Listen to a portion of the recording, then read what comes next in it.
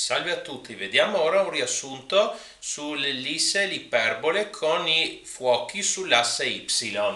Allora, questa è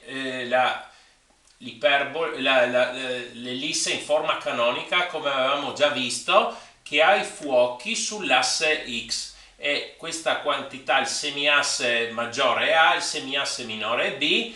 C è la distanza dall'origine fino a uno dei due fuochi e A coincide anche con questa distanza. L'equazione era x al quadrato fratto al quadrato più y al quadrato fratto b al quadrato uguale a 1, e dove abbiamo definito l'eccentricità che è c fratto a, che ci dice quanto è schiacciata l'ellisse, e appunto da qui si può vedere che a al quadrato è b al quadrato più c al quadrato, perché a è l'ipotenusa di questo triangolo rettangolo e quindi, essendo a l'ipotenusa di questo, a è sicuramente maggiore di b.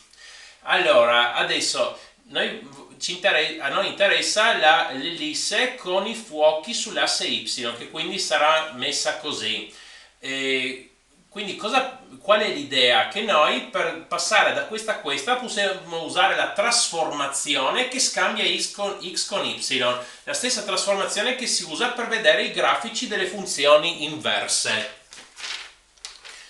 Quindi qui abbiamo la nostra ellisse qui sulla carta trasparente e adesso noi scambiamo l'asse x con l'asse y, così passiamo da così a così. Questo prima era l'asse x, adesso è l'asse y, questo prima era l'asse y, adesso è l'asse x, e questo va a coincidere con questo. Questo modo di fare mi sembra molto utile perché adesso vediamo poi, mi sembra tutto molto più chiaro. Allora, quindi in questa trasformazione si vanno a scambiare le lettere, proprio scambiamo le lettere x e y, quindi l'equazione diventerà y al quadrato fratto al quadrato più x al quadrato fratto b al quadrato è 1. Poi possiamo scambiare l'ordine dei due termini e troviamo x al quadrato fratto b al quadrato più y al quadrato fratto al quadrato uguale a 1.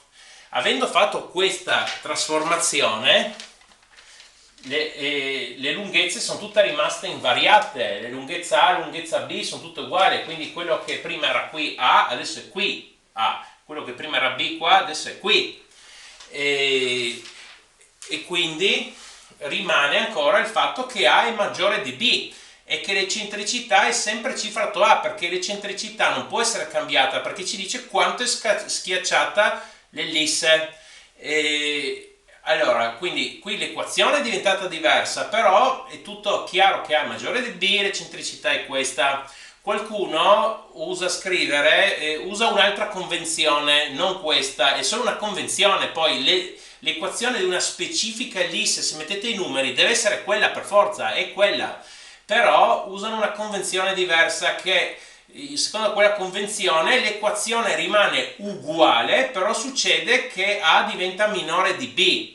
Però in quel caso bisogna stare anche attenti all'eccentricità, che diventerebbe C fratto B. Secondo me quella non è una buona scelta, perché così si può visualizzare tutto, proprio la carta trasparente, è tutto chiaro, cos'è l'eccentricità e tutto. Ed è un metodo che ci funziona in generale, sia per trovare i grafici delle funzioni inverse, sia per queste figure, sia per tutte le coniche in realtà, o comunque per qualsiasi figura di cui possiamo scrivere l'equazione. Infatti adesso usiamo lo stesso ragionamento per l'iperbole. Qui abbiamo l'iperbole messa in forma canonica con i fuochi sull'asse x, sì, sempre in tutti i casi col centro nell'origine. E questa equazione x è equazione x al quadrato fratto al quadrato meno y al quadrato fratto b al quadrato uguale a 1, e abbiamo che l'eccentricità è c fratto a, e qui vediamo che comunque noi disegniamo questo rettangolo che ci dà gli asintoti dell'iperbole, e vale che c è uguale a questa lunghezza qui, e quindi c al quadrato è al quadrato più b al quadrato. C comunque è la distanza tra l'origine e uno dei fuochi. Ok, adesso applichiamo sempre la stessa solita trasformazione che scambia x con y.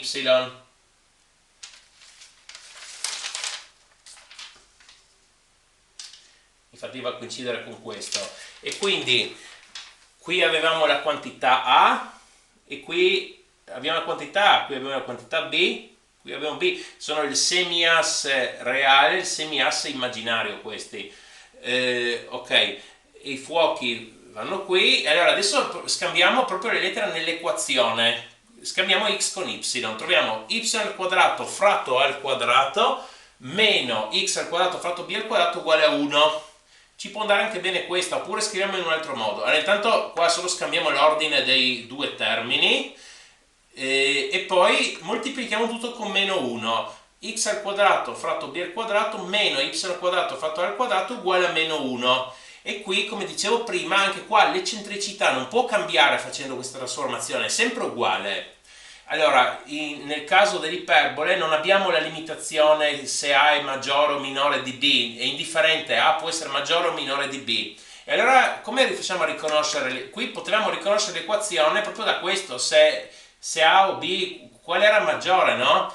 Quando abbiamo l'ellisse messa così, abbiamo il valore più grande qua, denominatore sotto x al quadrato, e quello minore sotto y al quadrato. Se invece l'ellisse è messa così, vediamo che qui, visto che A è maggiore di B, abbiamo la quantità maggiore qua, denominatore sotto y al quadrato. E per l'iperbole come facciamo a riconoscere se è messa così o così? Beh, allora, proprio dai segni, perché qui abbiamo un più davanti al termine che è x al quadrato, un meno davanti al termine che è y al quadrato, e qui abbiamo 1.